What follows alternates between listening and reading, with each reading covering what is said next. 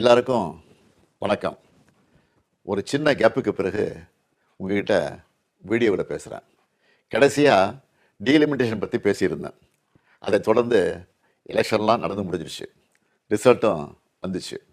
ரிசல்ட்டுக்கு பிறகு என்னவெல்லாம் நடந்துச்சு, என்ன நடக்குது எல்லாத்தையும் பார்த்துக்கிட்டு தான் இருக்கோம். 2 வாரமாக எல்லா வீடுகள்லேயும் நியூஸ் சேனல் தான் ஓடிட்டே இருக்குது. அந்த அளவுக்கு பரபரப்புக்கு பஞ்சமில்லாமல் போகுது. 2026 தேர்தல் முடிவுகளை எடுத்துக்கிட்டால் திமுக ஒரு பெரிய பின்னடைவை சந்திச்சிருக்கு. அதை நாம் ஏற்றுக்கிட்டு தான் ஆகணும். இது நிச்சயமாக நாம் எதிர்பார்த்த ரிசல்ட் இல்லை. இதுக்கு அவர் காரணம் இவர் காரணம்னு யாரும் யார் மேலேயும் பழி போடாதீங்க. தலைவராக இந்த தோல்விக்கு நானே பொறுப்பேற்றுக்கிறேன்.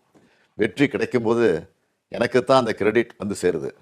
அப்போ தோல்வி அடையும் போதும் அந்த பழியை நான் தான் ஏற்றுக்கணும். அதுதான் ஒரு நல்ல தலைவருக்கான இலக்கணம். சரி, தோத்துட்டோம், அதுக்கு நான் அதையே நினச்சிக்கிட்டு முடங்கிட மாட்டேன். உடனே அப்டேட் ஆகி மீண்டு வருவேன். நம்ம எல்லாருமே அப்படி தான் வரணும்.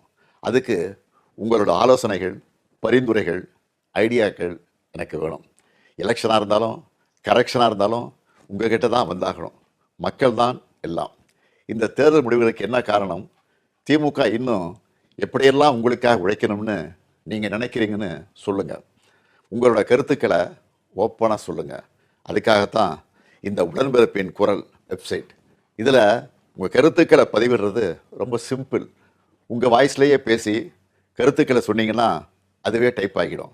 நேரடியாக நீங்களே டைப் பண்ணியும் சொல்லலாம். இல்லைன்னா நீங்கள் பேப்பரில் எழுதி அந்த ஃபோட்டோவை அப்லோட் பண்ணலாம், டாக்குமெண்ட்டாக அனுப்பலாம். உங்கள் கருத்துக்கள் எனக்கு வந்து சேர்ந்துடும். அதையெல்லாம் படித்து பரிசீலித்து நம்ம அடுத்த கட்ட நடவடிக்கையை வடிவமைக்க போகிறேன். நம்மளோட அணுகுமுறை, சிந்தனை, செயல்பாடு எல்லாத்தையும் மாற்றி ஆகணும். காலத்துக்கு ஏற்ற மாதிரி எவால்வ் ஆகித்தான் ஆகணும்.